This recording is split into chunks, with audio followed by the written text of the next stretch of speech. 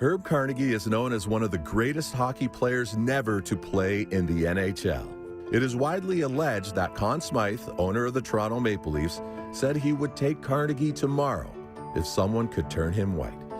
Carnegie was just 18 at the time. That's an awful feeling, Tom, that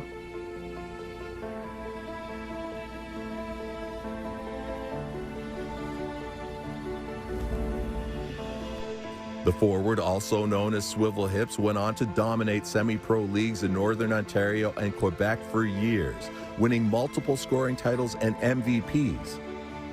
Carnegie centered the first semi-pro all-black line with brother Ozzie and Manny McIntyre.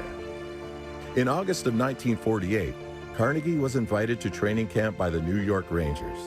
The Rangers offered Carnegie multiple minor league contracts, but they were for less than what he was already earning in the Quebec Provincial Hockey League. With a young family to support, Carnegie turned it down. He had the courage and determination and made, people's paths easier after him. Carnegie never played in a National Hockey League game, but he did serve as inspiration to a young Willie O'Ree, who became the first black man to play in the NHL just 4 years after Carnegie retired from the game.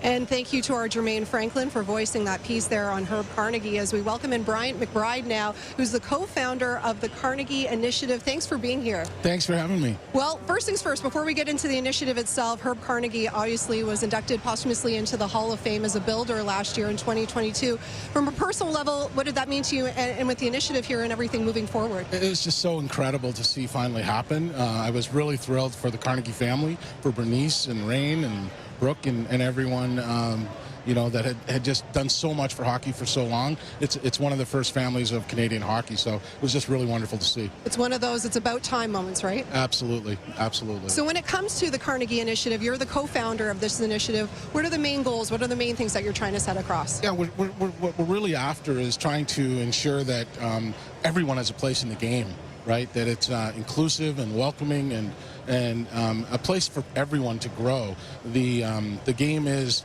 expanding in leaps and bounds, and we just want to ensure that some of the systemic elements that prevent that growth and stunt that growth, hockey's had a really hard road over the last 12, 18 months, and we want to make sure that we do our part to ensure that it grows in a really big way. So what else can we be doing? Somebody like me, somebody maybe watching at home?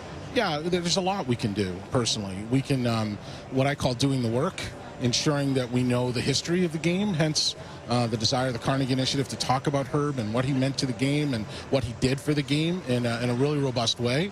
We really can't understand, unless we understand the past, we can understand how we got here and where we're going.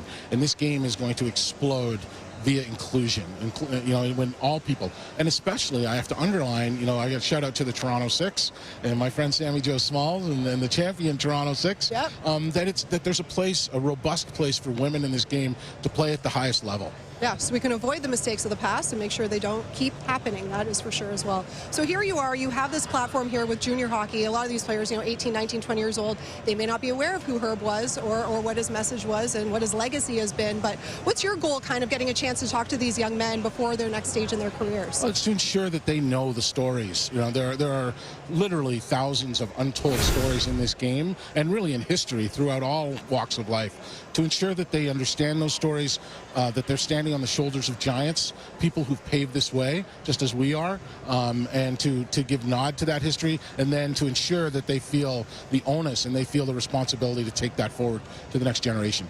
Yeah, I wanted to highlight your documentary as well, called Beyond Their Years. I know you had a screening of that in a local secondary school earlier today. Maybe you could tell us just a little bit what that's about and what was the reaction like to it? It was really gratifying to, it was only the second and third time today that this film has been shown to a small private audience. It's going to debut on TSN at the end of this month. TSN was our production partner in it. It's been wonderful to work with the team here. I mean, just could not have a better partner.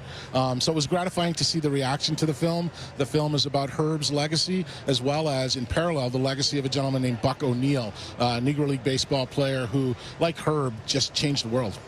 Well, yes, look for that. Check your local listings. We'll have lots of advertisements for that, so it'll be Beyond Their Years. I want to get it right. We'll be airing on TSN at the end of June. Brian, we really appreciate you being here. A great message, and yeah, we can all do our part to move it forward and move the initiative forward. Thanks a lot. It's an honor to be here, and Kamloops is, if you haven't come to a Memorial Cup, come to one. If you haven't come to Kamloops, make sure to come. And hopefully we got a good game for you to watch here today. It's a must-win for Peterborough. Should be. All right, plenty more to come here in our pregame show right after this.